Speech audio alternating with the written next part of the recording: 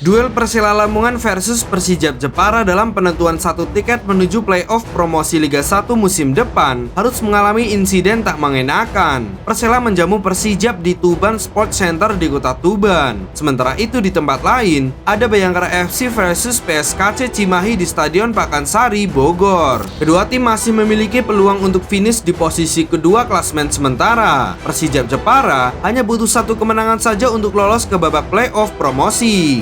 Sementara Persela Lamongan harus menang dan menunggu hasil lain antara Bayangkara FC versus PSKC Cimahi. Jika PSKC Cimahi menang atau seri, maka impian Persela untuk menjaga asa promosi harus kandas. Meladeni PSKC di Stadion Pakansari Bogor, Bayangkara FC mendapat perlawanan sengit. Ketika duel berjalan 45 menit lebih 3, Bayangkara tertinggal lebih dulu. Eksekusi sepak pojok Hambali Tholib mampu dikonversikan oleh Agus Wiantara menjadi gol dengan sundulan. Gol PSKC Cimahi tersebut melacut semangat para pemain Bayangkara untuk mencetak gol penyama kedudukan. Sayangnya, upaya Bayangkara FC untuk membobol gawang sang lawan tak membuahkan hasil. Sampai pertandingan berakhir, Bayangkara menelan kekalahan 0-1 dari PSKC.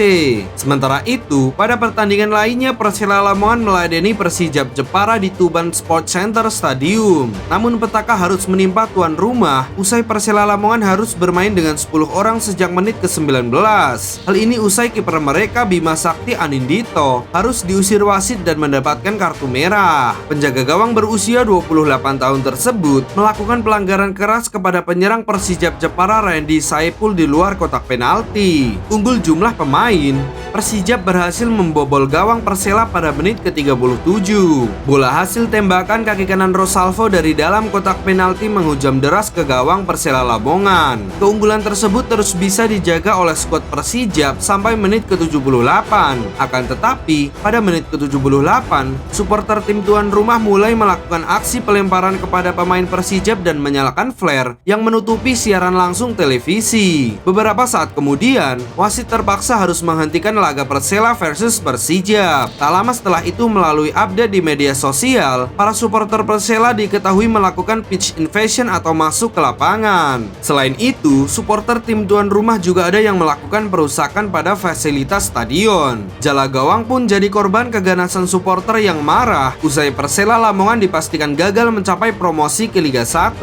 Tak hanya itu, supporter juga membakar fasilitas dan melempar kaca pintu masuk hingga pecah. Situasi yang tak terkendali membuat pemain dari kedua tim dievakuasi ke ruang ganti demi keselamatan. Di akun Instagram Nusa Liga, tim Persijap Jepara sempat tertahan di dalam Tuban Sports Center. Alhasil, tim tamu harus diantar pulang dengan mobil barakuda dari kepolisian. Hal ini untuk menghindarkan mereka dari bahaya yang sedang terjadi saat ini. Sementara itu, banyaknya supporter yang memasuki lapangan dan melakukan aksi pengerusakan membuat pihak kepolisian tak bisa berbuat apa-apa. Kerusuhan mulai mereda setelah manajer Persela Faris Julinar Maurisal mendatangi para supporter. Faris tampak berbicara dengan supporter. Tak lama kemudian, situasi perlahan mereda dan mereka mulai membubarkan diri. Kini status laga Persela versus Persijap diserahkan sepenuhnya kepada PT Liga Indonesia Baru selaku operator kompetisi Liga 2. Berdasarkan skor saat ini, Persijap Jepara berhak lolos dan jadi tuan rumah penentu tiket terakhir ke Liga 1 musim depan. Sedangkan bagi Persela, kekalahan ini membuat Laskar Joko Tingkir dipastikan gagal promosi ke Liga 1. Mereka berada di dasar klasmen grup B dengan raihan tanpa kemenangan dalam 5 pertandingan.